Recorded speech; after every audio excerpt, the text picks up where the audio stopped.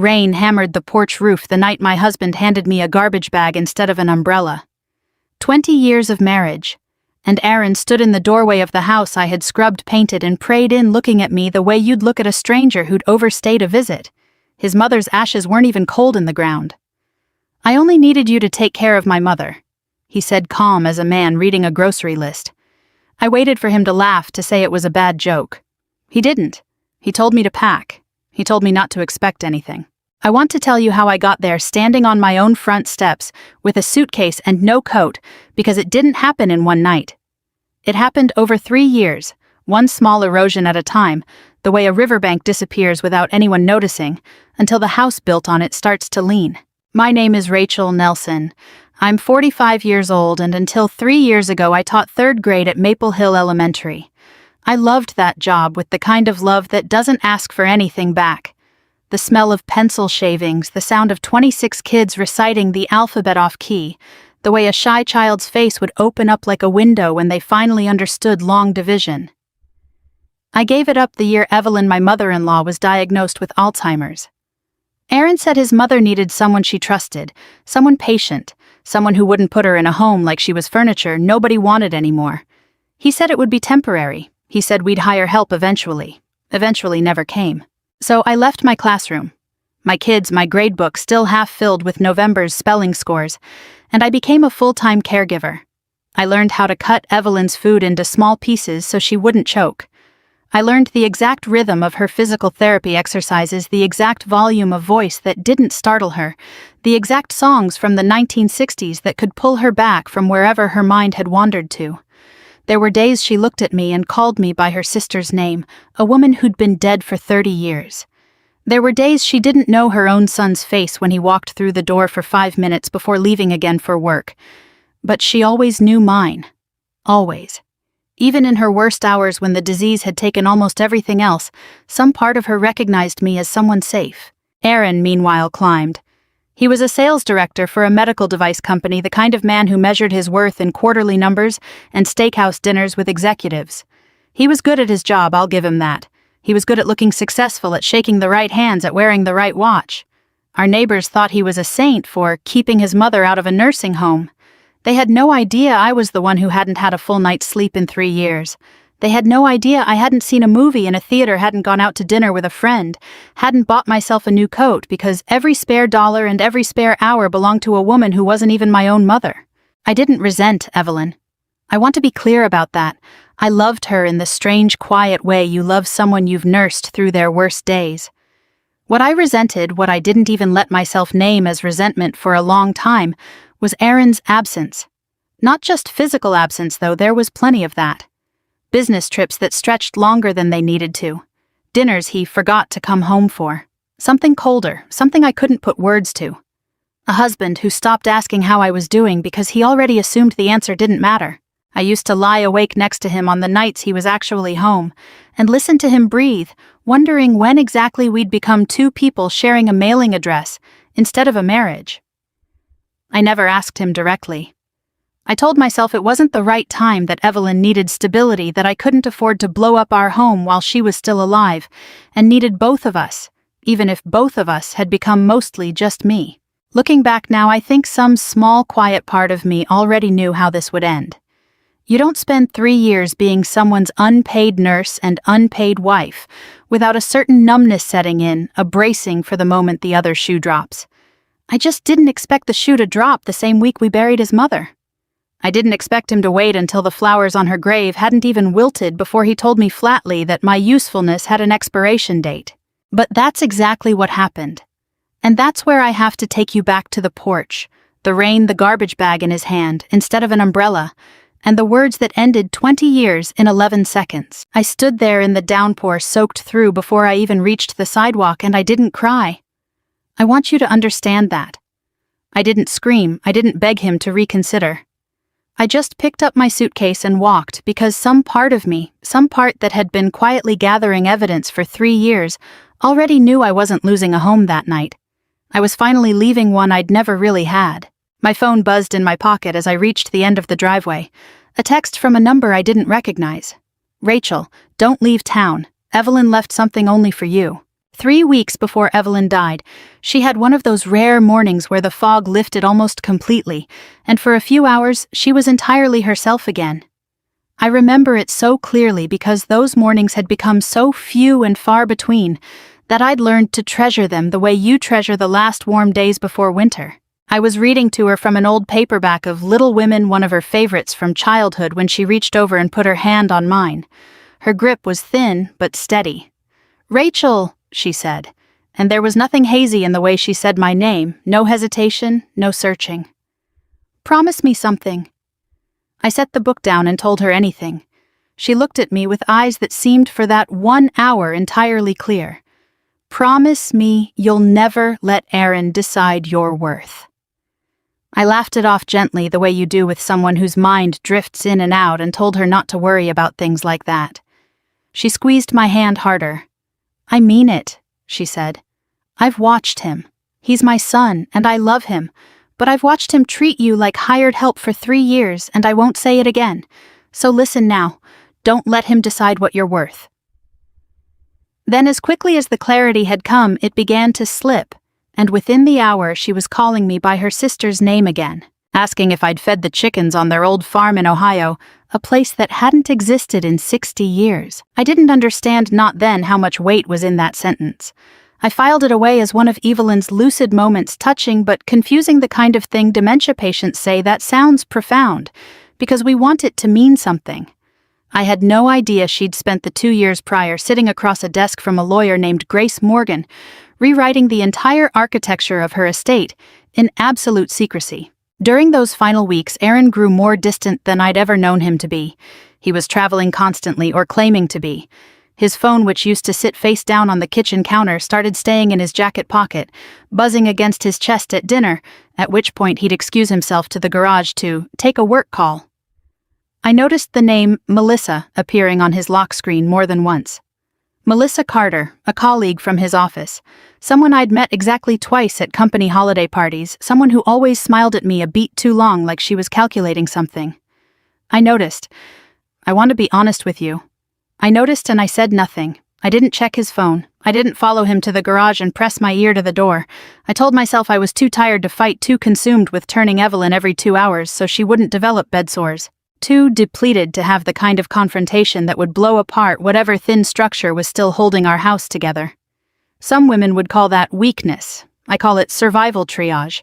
You can only carry so much weight before you have to set something down, and I chose for those final weeks to set down my suspicion so I could carry Evelyn instead. She passed on a Tuesday morning in early spring with the window cracked open because she'd always loved the smell of rain, and with my hand wrapped around hers exactly the way it had been for 3 years of mornings. She didn't struggle. Her breathing simply slowed, then stopped like a tide going out for the last time. I sat with her for almost 20 minutes before I called anyone, because I wasn't ready to let the world back into the room yet. When Aaron finally arrived 45 minutes after I called him, still smelling faintly of a restaurant I didn't recognize, he stood at the foot of the bed and looked at his mother's body with an expression I can only describe as inconvenienced. No tears, no collapse, just a long exhale like a man relieved of a scheduling conflict. I told myself grief looks different on everyone. I told myself he was in shock. But something in me, some quiet observer who'd been watching our marriage from a slight distance for years, now filed that moment away too, next to the phone buzzing against his chest, next to the business trips that didn't quite add up, next to Evelyn's hand gripping mine, with a strength that shouldn't have still been in her. The funeral was small, dignified, exactly the kind of understated affair Evelyn would have wanted. Aaron gave a short, polished eulogy that sounded like it had been written by someone who'd read about grief rather than felt it. Neighbors offered casseroles and condolences.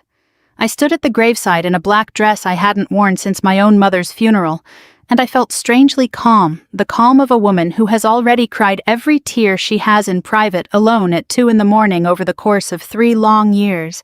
It was only after the last guest left, after Aaron had gone back inside to pour himself a drink, that my phone rang. I almost didn't answer it. I didn't recognize the number, and I was exhausted down to my bones. But something told me to pick up. "Mrs. Nelson." The woman on the other end said, her voice measured and professional. "My name is Grace Morgan. I was your mother-in-law's attorney." She instructed me very specifically to wait exactly 7 days after her funeral before contacting you." There was a pause, and I could hear papers shifting on the other end of the line. "There are things you need to know, Rachel. Things Evelyn made sure of long before she got sick. I'll call you again in 7 days." The line went dead before I could ask a single question. The 7 days after Evelyn's funeral passed like a held breath. I didn't mention Grace Morgan's call to Aaron. I told myself I was waiting for her to call back before I said anything, but if I'm honest, some instinct in me, the same one that had been quietly cataloging every small betrayal for months, told me to keep it to myself a little longer. On the 7th day, I finally worked up the courage to tell Aaron I wanted to go back to teaching. I'd started thinking about it the moment Evelyn passed, some small flicker of my old self stirring back to life for the first time in 3 years. I brought it up over dinner tentatively, the way you test ice before putting your full weight on it. I told him Maple Hill Elementary had an opening for the fall semester, that my old principal had actually reached out when she heard about Evelyn, that I thought it might be good for both of us to have some normalcy again. Aaron set down his fork very deliberately. He looked at me the way you'd look at someone who'd suggested something faintly ridiculous. "Teaching," he repeated like the word itself tasted bad. He said I'd been out of the classroom for 3 years, that education had moved on without me, that I'd be lucky if they let me grade papers, let alone run a room full of 8-year-olds. He said it with a small condescending laugh that I'd heard more times over the years than I wanted to admit, a laugh that always made me feel about 2 inches tall. I told him I wanted to try anyway. That's when his face changed, and I watched 20 years of carefully maintained politeness drain out of it all at once. "You want to try," he said. "Rachel, I only needed you to take care of my mother." He said it flatly, the way you'd state a fact about the weather. I sat there, fork frozen halfway to my mouth, waiting for him to soften it, to explain it away, to tell me he didn't mean it the way it sounded. He didn't. He kept going, his voice rising with something that had clearly been building for a long time. He told me he'd tolerated 3 years of a marriage that had stopped meaning anything to him because his mother needed a full-time caretaker and he couldn't afford a professional one without touching his savings. He told me that was the only reason he hadn't already asked for a divorce. "Now she's gone," he said. "So are you." He reached into his pocket and pulled out the spare house key, the one I'd given him a copy of years ago in case he ever locked himself out, and set it on the table between us, like a period at the end of a sentence. Then he stood, walked to the front door, and opened it. Outside, the sky had gone the color of a bruise, and rain was already starting to needle down against the porch steps. I remember standing up very slowly. I remember my hands not shaking, which surprised me because everything else in me felt like it had been struck by lightning. I went upstairs, packed a single suitcase with the essentials. I didn't even take half of what was mine, and walked back down past him without a word. He didn't help me. He didn't apologize. He just watched, arms crossed, as I stepped out into the storm with my life reduced to 1 bag and no umbrella. Nobody stopped me on the walk to the motel 3 blocks away, the one with the flickering vacancy sign I'd driven past 100 times without ever really seeing it. Nobody offered a ride. I hadn't told a single friend or family member what had happened yet, because I genuinely didn't know how to say the words out loud.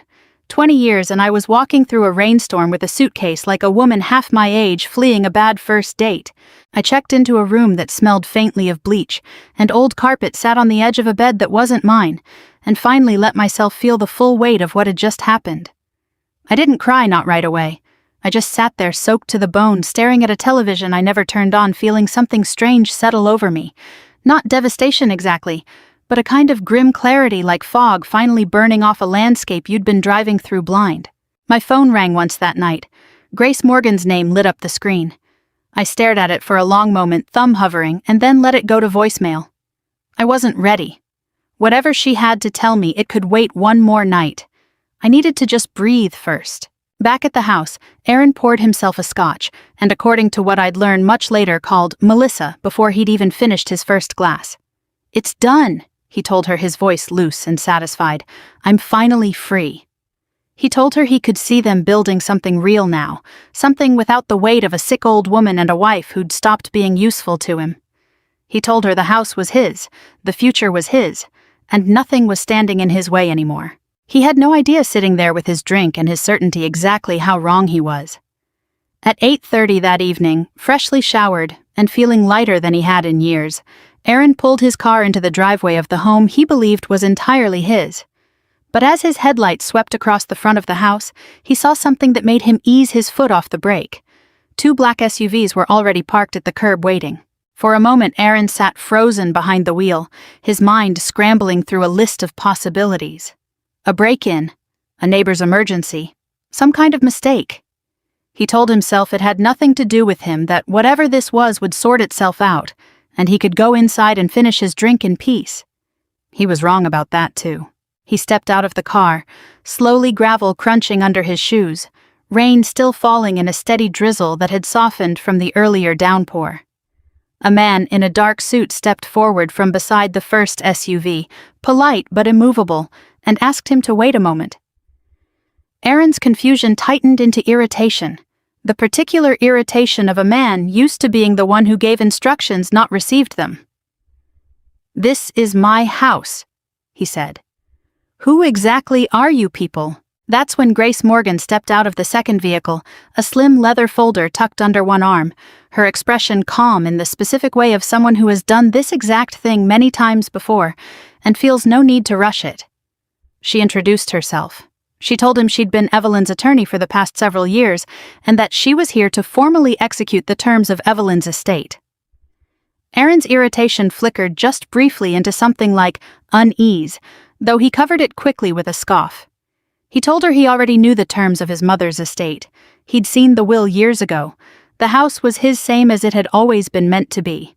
Grace opened the folder, and without any particular drama in her voice, explained that the will Aaron was thinking of had been superseded 2 years earlier by a revocable living trust, one that Evelyn had established quietly, with full legal capacity, well before her diagnosis had progressed to the point where her competency could be questioned.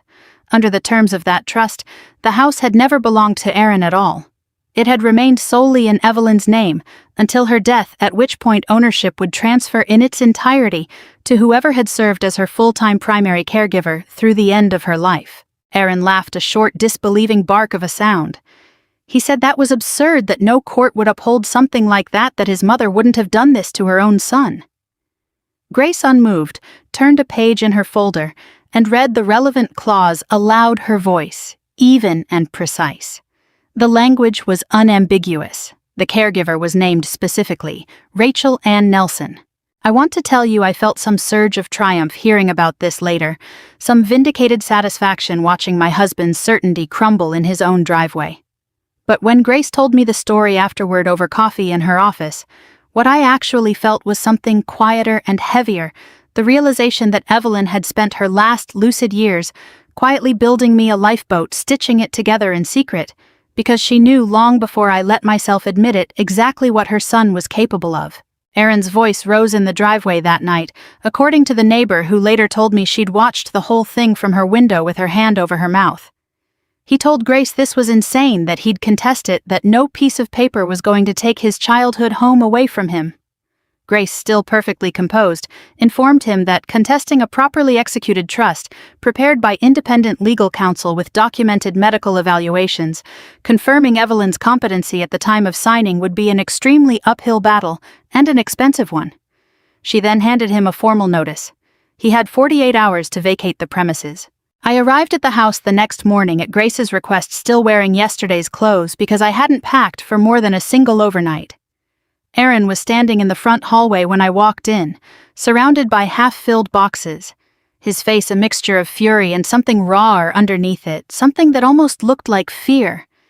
He turned on me the moment he saw me. "You planned this," he said, his voice cracking with the effort of controlling it. "You and my mother behind my back for years. You knew this whole time." I stood in the doorway of the house I'd scrubbed and painted and grieved in, and for the first time in longer than I could remember, I didn't feel the urge to shrink, to apologize, to smooth things over, the way I'd smoothed over every hard edge of our marriage for 2 decades. I looked at him steadily. Rain still dripping off the hem of my coat onto the hardwood floor Evelyn had always asked me to mop on Sundays. "No," I said. "Your mother did." He didn't have anything to say to that. He just stood there among his half-packed boxes in a house that had already stopped being his, staring at a wife he'd told to leave with nothing, only to discover that she was the one thing his mother had made certain he couldn't take away. Moving back into the house didn't feel the way I expected it to. I thought there'd be some triumphant sense of reclaiming what was mine, but instead for the first few weeks every room felt haunted by a version of my life I was trying to leave behind. The kitchen still smelled faintly like Evelyn's chamomile tea. The hallway still had the small scuff marks from her walker worn into the hardwood over 3 years of slow, careful laps back and forth for exercise. I'd walk past her old room and still expect for one disorienting second to hear her calling my name. I gave myself 2 weeks to sit with all of it before I let myself think about anything else. Then I called Maple Hill Elementary. My old principal, a warm, no-nonsense woman named Diane who'd sent flowers to Evelyn's funeral, didn't hesitate. She said the 3rd grade position was still open, that half the staff had asked about me over the years, that she'd be thrilled to have me back the moment I was ready. I cried on the phone with her, the good kind of crying, the kind that comes from a door opening instead of one closing. 3 weeks later, I stood in front of a classroom full of 8-year-olds, again chalk dust on my sleeve, and felt something in my chest unclench for the first time in years. It was through the school that I met Daniel Brooks. His daughter Emma was in my class, a bright, quiet girl who reminded me of the kind of student I used to write future architect jokes about in report card comments. Turns out her father actually was one. Daniel was a widower, his wife having passed from cancer 3 years earlier, and there was something about the way he carried himself that I recognized instantly, a particular kind of tiredness that comes from holding a household together alone. He showed up to parent-teacher conferences with genuine questions, not performative ones. He remembered the names of the other kids in Emma's reading group. He thanked me sincerely for the small things, for staying late to help Emma with her spelling, for noticing when she seemed off after a hard week. Our friendship started slowly, the way real things tend to. He came by one Saturday to fix a section of fence that had come loose in a storm, something he'd offered to do after overhearing me mention it at pickup. He didn't make it a big gesture. He just showed up with a toolbox, fixed the fence, and left before I could even properly thank him. A few weeks later, he replaced a porch light that had been out since before Evelyn died. When I caught a bad cold in early winter, he left a pot of soup on my doorstep with a note that just said, "Feel better, no reply needed." I remember standing in my kitchen with that note in my hand, feeling something I hadn't felt in years. Not romance, not yet, just the strange, quiet relief of being looked after by someone who expected nothing in return. Aaron, in the meantime, had moved into a small apartment across town, the kind of place with beige walls and a view of a parking lot. I heard about it secondhand through mutual acquaintances, who couldn't resist passing along the details. He'd tried at first to maintain the same image he'd always cultivated, successful, unbothered, moving on just fine. But Melissa, it turned out, had never been particularly interested in Aaron himself. She'd been interested in the version of him that came with a paid-off house and an executive salary. The moment word got out that he'd lost the house, that his mother's estate had bypassed him entirely, Melissa's interest evaporated with startling speed. She stopped returning his texts. She started arriving late to meetings he was in and leaving early. Within 2 months, she'd transferred to a different branch of the company entirely, and Aaron was left alone in his beige apartment with nothing to show for the version of freedom he'd been so eager to celebrate that rainy night with his scotch. I heard through the same grapevine that he'd started drinking more, that he'd grown quieter at work, less of the sharp, confident salesman his colleagues used to describe. I felt something when I heard that, but it wasn't satisfaction, not exactly. It was more like the particular sadness you feel watching someone finally reckon alone and too late with a truth they'd spent years avoiding. Meanwhile, my life kept quietly rebuilding itself. I started sleeping through the night again. I started laughing at things without immediately feeling guilty for enjoying myself. Daniel and I began having coffee after school pickups, nothing formal, just 2 tired adults comparing notes on their strange, upended lives. He never pushed. He never made me feel like I owed him anything for his kindness, which after 20 years of a marriage built on obligation felt like its own kind of miracle. It was late on a Tuesday evening, almost 5 months after that rainy night on the porch, when my phone rang and Aaron's name appeared on the screen for the first time since the driveway confrontation. I let it ring twice before I answered, mostly out of surprise. His voice, when I picked up, sounded smaller than I remembered it, stripped of its usual polish. "Rachel," he said, "can we talk?" I agreed to meet him, mostly out of curiosity and partly because some old, worn-down part of me still felt like I owed 20 years the courtesy of a final conversation. We met at a small diner halfway between our two lives, the kind of place with cracked vinyl booths and coffee that never stopped refilling. Aaron looked different. Thinner, a little grayer at the temples, dressed less carefully than I'd ever seen him. He'd always been a man who ironed his own shirts before important conversations.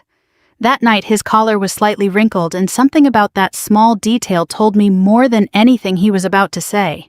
He started with an apology, the kind that comes out in a rush after months of rehearsing it alone in an empty apartment. He said he'd been under enormous pressure those last few years, work, his mother's illness, money worries he'd never told me about.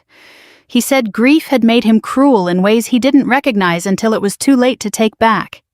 He reached across the table at one point like he might take my hand, then seemed to think better of it and pulled back. I let him finish. I didn't interrupt, didn't soften my expression to make it easier for him, didn't offer him the reassurance I might have given freely 20 years ago. When he was done, I asked him one question, the only one that actually mattered to me anymore. "When exactly did you stop loving me, loving?" He opened his mouth, then closed it again. He stared down at his coffee like the answer might be written in the steam rising off it. He tried a few times to start a sentence and abandoned each one halfway through. Watching him struggle, I understood something I hadn't fully let myself accept before. It wasn't that he'd stopped loving me at some identifiable point, some moment I could pin down and grieve properly. It was that he'd never really known how not in the way that mattered, not in the daily, unglamorous, unrewarded way love actually requires. He'd loved the idea of a devoted wife, the way he loved his job title, as something that reflected well on him, not as something that required him to show up for another person when it wasn't convenient. I didn't say any of that out loud. I didn't need to anymore. I just felt the last thread of obligation I'd been carrying without even realizing it quietly go slack. Daniel arrived a few minutes later, right on schedule, because we'd planned to meet for a movie that same evening, and he'd offered to swing by the diner first so I wouldn't have to sit alone in the parking lot afterward. He didn't come inside or make a scene. He simply waited by his car in the lot, visible through the diner's front window, patient in the particular way that had become so familiar to me over the past several months. Aaron saw him. I watched something shift across his face, not jealousy exactly, something closer to a slow sinking recognition. For the first time in his life, Aaron understood what it felt like to be the one standing outside waiting for someone who had already moved on without him. He asked me quietly now, almost pleading if there was any chance we could try again. Start over. He said he'd changed, that losing everything had taught him things he should have learned decades ago. I believed in that moment that he might even mean it. But meaning something and having earned the right to ask for it are two very different things, and I'd spent enough of my life confusing the two. I already spent 20 years proving my love, I told him, gathering my coat from the back of the booth. I'm not spending another 20 proving my value. I said it without anger, without theater, the way you state something you've simply come to know as fact. He didn't argue. I think some part of him had expected exactly that answer, even if he'd hoped for a different one.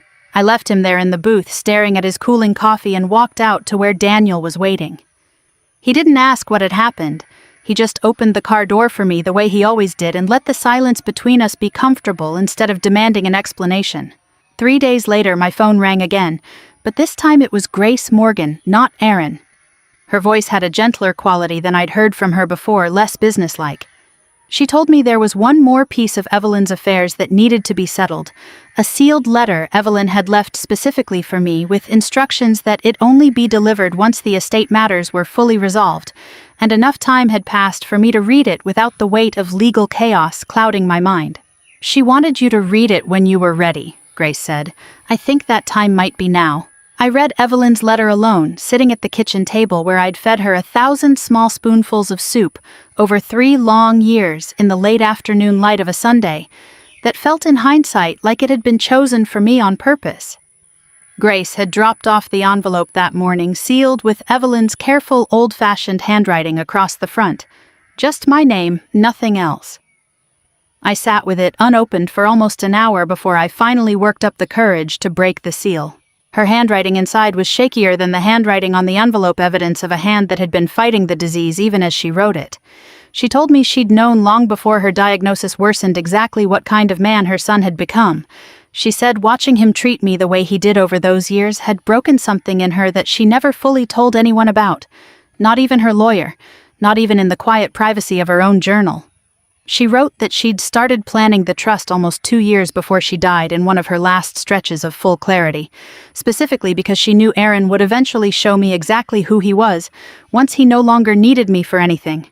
She said she couldn't stop that from happening, but she could make sure that when it did, I wouldn't be left with nothing. Near the bottom of the page, her handwriting grew smaller, more deliberate, like she'd wanted to get the words exactly right. "You stopped being my daughter-in-law the day you became my daughter."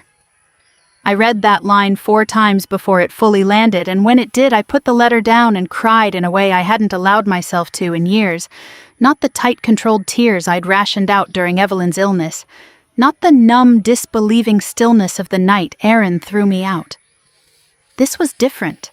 This was the particular release of finally being seen completely and without qualification by someone who had watched everything and understood exactly what it had cost me. The months that followed settled into something I hadn't realized I'd been missing for most of my adult life, an ordinary, unremarkable peace. I kept teaching. My classroom filled up again with the small chaos I'd missed, so much spelling tests, scraped knees, the particular pride of watching a struggling reader sound out their first full sentence. Daniel and I kept building what we'd started slowly and honestly, without urgency, without either of us needing the other to fill some desperate gap. Emma started calling me by my first name instead of Miss Rachel, which felt in its own small way like being welcomed somewhere.